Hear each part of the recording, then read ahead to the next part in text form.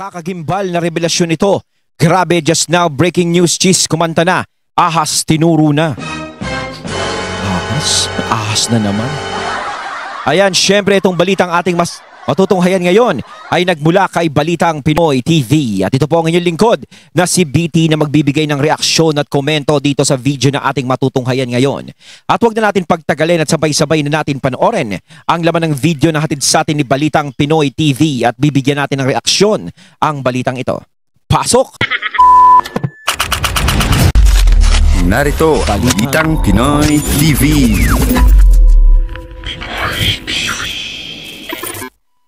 Magandang araw sa inyong lahat! Ayon, syempre bago natin simulan ng video ito, nais ko nga pala magbigay ng credits dito sa boses at video na matutunghayan natin ngayon at bibigyan ng reaksyon walang iba kundi si Banat Bay. Syempre suportahan natin si Sir Banat Bay ang kanyang channel mga katunay, pakibisita at huwag kalimutang mag-subscribe mga katunay para maging updated tayo sa mga vlogs and reactions ni Sir Banat Bay. Yan, suportahan natin lalong-lalo na ang Banateros. Yan, yung mga idol natin talaga yan. Ipagpatuloy natin. Grabe ha, grabe ang init ng ulo kagad ni Banat Bay. Kapapasok pa lang. Hindi, alam nyo kasi mga kababayan, matindi ho mga balita ngayon na talaga namang nag-iinit ang mga issue sa lipunan. Unang-una na nga ho dito yung mga makukulong. Mga posibleng makulong na mga bastos, walang galang at mga masasabi nating walang alam sa batas. Mamaya pag-usapan natin yan, yung mga ikinasuhan ng ilang nating mga kababayan, kinasuhan ng taong bayan, etong mga isang kongresista, sino pa ba? Isang, anong pangalan nito? Hindi ko kasi matawag na abogado kasi una-una nung naging abogado siya, abogago talaga. Abobobo. Ngayon na-disbar na kaya hindi ko na matawag hindi naman bagay sa kanya. Sir Banat Bay, tawagin mo na lang na Gods. Gods. Yeah. Gods. Hey Gods. Gods na lang. Hindi yung Gods sa taas. So syempre iba yun. Talagang love natin yung pero ito si Gods. Godzilla.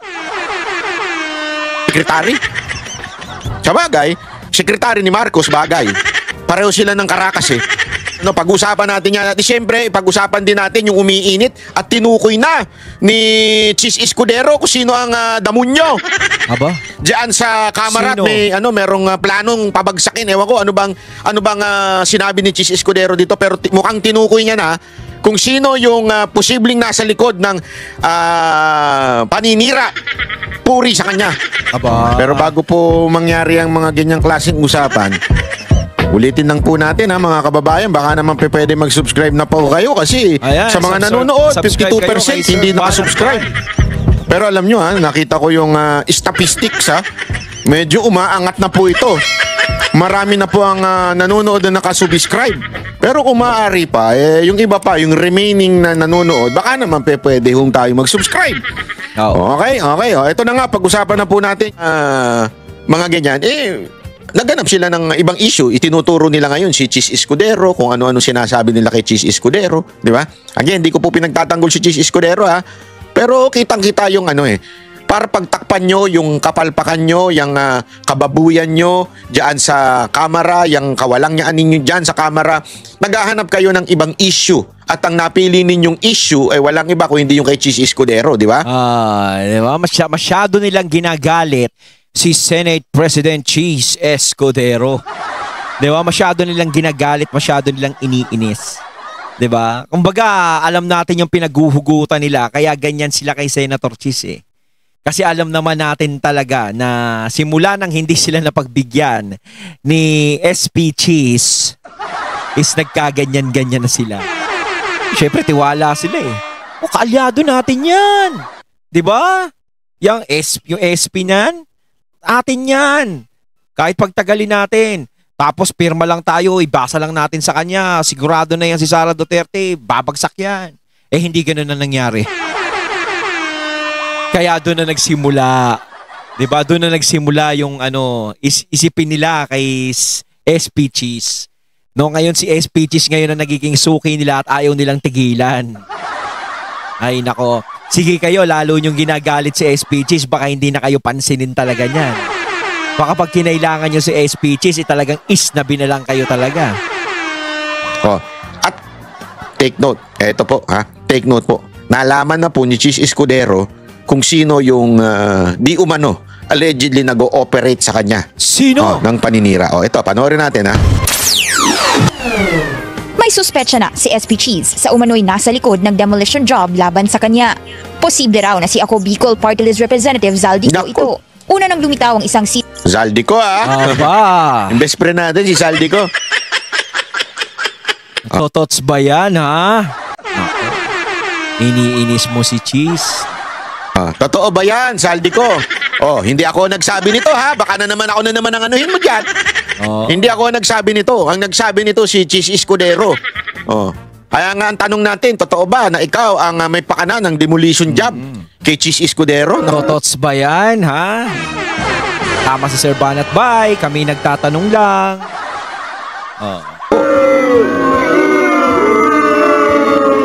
Bakit naman ganon? Bakit ganon? Tingnan nga natin. CCTV footage na bumisita umano si Escudero sa opisina ni House Speaker Martin Romualdez. Ayan, no? Sa exclusive Kitang-kita ninyo yung CCTV. Halatang CCTV, di ba? political report, kasagsagan daw yon ng bycam. At katunayan, holiday pa ng bumisitang senador. Yan ay para tiyaking maipapalaman daw talaga ang higit 142 billion peso insertion sa 2025 national budget. Tinanggi naman ni Escudero ang akusasyon. Agarang buwelta ng senador sa isang panayam, it's easy to do a 1+1 at foolishness will catch up. Dahil matapos ang kasagsagan ng budget issues, wala naman daw tinanggal na sino man sa Senado, kundi sa House of Representatives. Pinatanggal umano si Ko bilang House Appropriations Committee Chair. Sinusubukan pa ng Bilyonaryo News Channel kumuha ng reaksyon mula kay Ko. Pero base sa House records, December 2024 nang magsumite siya ng resignation letter kay Speaker Romualdez dahil sa umano'y health concerns. Una na ring sinabi ni SP Cheese na hindi lang 142 billion ang realignments sa 2025 budget, kundi pumapalo ng lagpas 600 billion pesos. Grabe. Pagdating sa BICAM meetings, Bilyon, no? Samantalang kay BP Sara, 125 million, 150, hindi sila makatulog. Grabe. sinabi ng politico.com.ph na naging dominant si Escudero sa proceedings, dahilan para ma-elbow si dating Finance Committee Chair at Senador Grace Poe. Unfair insinuation naman ang turing ni Escudero sa mga paratang. Wala talaga kayong ibinulsa or meron? Wala. Kaya nga, gaya ng sinabi, gaya nga ng unang tanong kanina. Ayan na naman kayo, tatanungin niyo ako ng ganyan tanong, tapos i-quote niyo ako ng base sa tanong ninyo. I think that's an unfair thing to do, quite frankly. Kaya ganyan talaga mga media. Busabos. Kumbaga parang no? Sinagot na ni SP Cheese. Hindi ako kasali dyan. Wala akong kinalaman dyan. Pero isasabi niya, quote nyo pa rin ganun. Parang siya pa din yung lalabas na masama. Kaya, kitang-kita kay SP Cheese, no? Nayayamot siya. Hindi, alam mo, wala naman pinagkaiba media tsaka yung mga vlogger eh. Sabi ko nga sa inyo doon sa debate, di ba? Minsan kasi nilalahat natin, pag vlogger, fake news. Pagka media, professional. Hindi. Ang daming media dyan na busabos ang ugali. Maraming media dyan ang talagang for the content lang. Minsan nga, bobo pa eh. Iba yung tanong, siyempre sasagot ka. Tapos, pagdating sa reporting, babaguhin mo na yung tanong. Kasi hindi naririnig eh. Yung Kaya mga parang wala ka kwenta-kwenta rin yung sinasagot eh, no? Parang tatanungin kanila, ganito, ganyan. Pero pag nireport na, wala na, iba na. Parang wala ako sinasabing ganito. Ito yung sinasabi ni Cheese Escudero. Alam mo, tiyaga nga nito ni Cheese Escudero sagutin yung mga media. Kahit paulit-ulit na eh. Di ba? If I have never had, no single case has ever been filed against me in my 27 years in government. May paglilinaw naman ng House. We are focused on our job. The House's job is to advocate. Di ba pang ka lang? Ano ba yan? Ang dami mong daldal. Ito si attorney. Speaker. And pass Si speaker laws and not Si ano pa yan? Spokesperson. start any black propaganda against anyone. Hindi direktang tinanggi ni Attorney Princess Abante ang akusasyon. Pero anya, wala pa siyang info sa issue. Mapa-House man o Senado, may nagmamaniobra raw ng demolition job at may nagsisingit ng questionable budget. Ang tanong na ngayon, sino kaya ang totoong nagpapakana at sino naman ang pinapatumba? Ayon sa report na ito, malinaw ha? Ayon sa report, hindi po ako ha? Ayon sa report, ang may kagagawan di umano at tinuturo ni Cheese Escudero na posibleng nasa likod ng demolition job against him ay walang iba kung hindi si Zaldico. Kailangan sagutin ni Zaldico yan. Hindi pa pwedeng ang sasagot lang yung spokesperson ng House. Tama. Dapat sila mismo yung sumasagot dyan. Kasi sila yung napipinpoint eh. 'Di ba? Kaya nagkakahetot-hetot, nagkakandaleche-leche kasi patuloy silang umiiwas. Hindi nila sinasagot ng rekta. Pangit naman kung ibang tao ang sasagot para sa kanila. Ibig sabihin parang natatakot silang humarap. Natatakot sila na magsalita, di ba? Wala naman dapat ikatakot. Kung talagang wala kang kasalanan, wala kang ginagawang hindi maganda, kung talagang malinis ang intensyon mo, kung talagang totoo sinasabi mo, bakit ka matatakot magsalita? Di ba? Kasi matatakot ka magsalita kung hindi totoo talaga yung sinasabi mo. O natatakot ka doon sa taong aanuhin mo. Dalawa lang doon.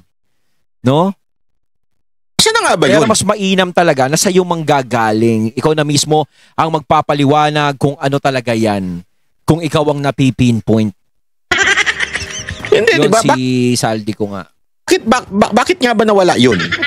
Bilang chair ng appropriation, anong nangyari doon? Hindi, ako nagtatanong lang ako ha. Hindi ko alam kung anong nangyari doon. Ewan ko. Pero sige, tingnan natin. Antayin natin ang sagot ni Representative Zaldico na nawala sa kanyang posisyon last 19 Congress bilang chair ng appropriation. Hindi natin alam bakit natanggal. Sabi, kasi ang lumalabas sa balita parang personal reason or health reason. Correct me if I'm wrong. Pero ngayon, tila, iba ang kwento sa pamamagitan ng mga sinasabi ni Chis Escudero. Si Marcoleta ang pinupunan nila kasi alam nilang na nanganganib yung kanilang mga kalokohan. Yes. Ito, marami nang kinakabahan dahil nga naman si Marcoleta, since Blue Ribbon, siya yung tumitingin ng mga iskandalo ng mga ulul dyan ng mga public official. Marami nang alam naman natin. Totoo yan. Talagang marami talaga. No, na talagang mangingilag dyan kay Senator Marcoleta kung tutuusin. Kaya nga meron tayong isa na nireaksyonan na sinasabi nga na si Senator Marcoleta ay sinasabi niya na hindi siya parte ng Duterte Black. No, para sa akin, sinasabi niya lang siguro yung mga bagay na yon dahil syempre siya yung chairman ng Blue Ribbon Committee. Ayaw niya lang din maging bias. Yan, inuulit ko uli dito. Ngayon, kilala natin si Senator Marcoleta kung ano yung naging karakas niya simula pa nung congressman siya. 'Di ba? Talagang naninindigan siya kung ano yung gusto niyang panindigan hanggang sa huli. Kita naman natin no, katulad kay VP Sara, talagang nanatili siya na talagang nandudoon siya hanggang sa huli. Kumbaga kahit kalaban niya na lahat ng nasa kamera, hindi siya natinag. Hindi siya nagpatinag. 'Di ba? Lalong-lalo na ngayong nandito siya sa Senado. Alam natin na mas marami siyang magagawa. No, mas marami siyang magagawa. Although nagsasalita tayo ng ganito, no, parang sabihin naman ng iba na paano sigurado na ba kayo sa mga gagawin ni Senator Marcoleta na talaga magpe-perform na maganda sa Senado 'yan? Sa amin kasi ang nagiging basihan namin yung ginawa niya sa Kamara. Kung doon gumagawa siya ng ganon na ganon siya katindi, di ba niya magagawa yun sa Senado? Ngayon, kung hindi niya magagawa sa Senado yun, aba, yun ang malaking katanungan. Doon na tayo mag-isip. Diba? Pero hindi pa naman nasisimulan. So, aabangan natin. Kapag may sinimulan na siya dyan natin malalaman. Kung yung Senator Marcoleta na nakilala natin is ganun pa rin siya, ngayong senador siya. Kasi talagang expect talaga ng mga tao na magpe-perform si Senator Marcoleta ng maganda sa Blue Ribbon Committee. Yun ang ine-expect ng lahat. Hindi naman na pwedeng itago ito na ang bayan natin puno ng korap na opisyal, puno ng tiwaling opisyal, puno ng mga walangyang opisyal. Alam natin yan. Hindi na kaya natin... nga sinasabi ko parang si VP Sara lang yung nakikita. 'Di ba? Doon pa lang is nagiging bias na 'Di ba? Kasi si VP Sara lang ang ganun? Kay VP Sara parang hearsay pa nga yung binibintang sa kanya. Yung iba parang, 'di ba? Ayaw natin magsalita. Pero yung meron pang mas malagim, no, masigit sa kanya, no, kay VP Sara na talagang dapat talaga imbestigahan. Pwedeng itago 'yan, 'di ba? Si Marcos na nga Sinisi niya na yung ibang lahat, ibang tao Di ba? Oh. Sa sobrang tindi, pati ibang tao, sinisin niya na kahit directly under him ang DPWH. Di ba? Directly yun eh. You have the control, everything. Utos mo na sa sekretary mo. Kaya nga anong tao sa sekretary? Di ba? They only perform. Parang ano yan, kung ano ang sabihin ng presidente. Yun ang, kaya nga sekretary. Alam niyo ba kung bakit secretary ang tawag? Ano ba yung secretary? Aside sa nagmamasama-say tsaka gumagawa ng kape. Ang wala, nagmamasay bang kasi? Iba yun pag may nagmamasay. Yung mga alam mo na, ganun. Ano secretary, di ba? Pag may inutos ka, sabihin mo ito gawin. Yung secretary mo, siya mag-aayos niya. Tapos, ipapatupad niya sa lahat ng mga nasasakupan mo sa kumpanya na yung inutos mo. Secretary, ganun. Ganun din, kaya presidente, may secretary. Ikaw pa rin ang head niyan. Ikaw pa rin ang pinuno niyan. Yung secretary mo, ang gagawa ng plano mo, yung kagustuhan mo. Yung sinisi ni Bongbong Marcos, etong flood control project, kaya nagbaba. Sino bang, di ba, under mo ang DPWH? Kumbaga, dapat nakikita niya yun eh. Namomonitor niya kung ano yung magiging galaw. 'Di ba? Kung ano yung nagiging galaw. Gayon kung nagiging palpak, 'di ba? Malalaman mo 'yun. Kasi mas maganda pa rin talaga kung ikaw, kahit sabihin natin na nasa posisyon ka, kahit inuutos mo lang, may mga tao ka, mas maganda pa rin yung nagiging hands-on ka sa kung ano yung pinapagawa mo sa kanila. Kailangan binibisita mo, maayos ba ang trabaho nito? Hindi pwedeng leader ka lang. Tapos parang wala kang pakialam sa kanila. Inutos mo lang tapos gano'n na lang. Kasi hindi mo alam kung ano ang gagawin ng mga tao mo Kailangan sinusubaybayan mo pa rin sila kahit pinagkakatiwalaan mo. Diba? Hindi, para lang sa kaalaman ito ang nangyayari. Ipapakita ko sa inyo. Ito kaya sabi ko sa inyo, maraming nangangatog na public official kay Marcoleta. Dahil talagang, naku po, antindi. Dahil kaya nga biglang nagsalita si Tams di ba? Ano ba yun yung BICAM report? Parang yung BICAM isa sa publiko na hindi na parang nagbagong bigla, no? Bulgal na ngayon ang mga tiwaling opisyal. Ito papakita natin to. Napakaganda ng sinabi dito ni Magalong. Napakatagal na po ang usapin ng korupsyon sa mga proyekto ng gobyerno, issue na madalas iniiwasan ng mga opisyal. Pwera kay Benjamin Magalong, ang alkalde ng Baguio City. Si Magalong po ang lead convener ng Mayors for Good Governance, isang grupo ng mga alkalde na sadyang pinag-uusapan ng issue ng korupsyon. At sa interview ni Magalong sa programang Storycon ng One News, dinetali ni Magalong ang kung tawagin ay anatomy of corruption sa mga public works projects.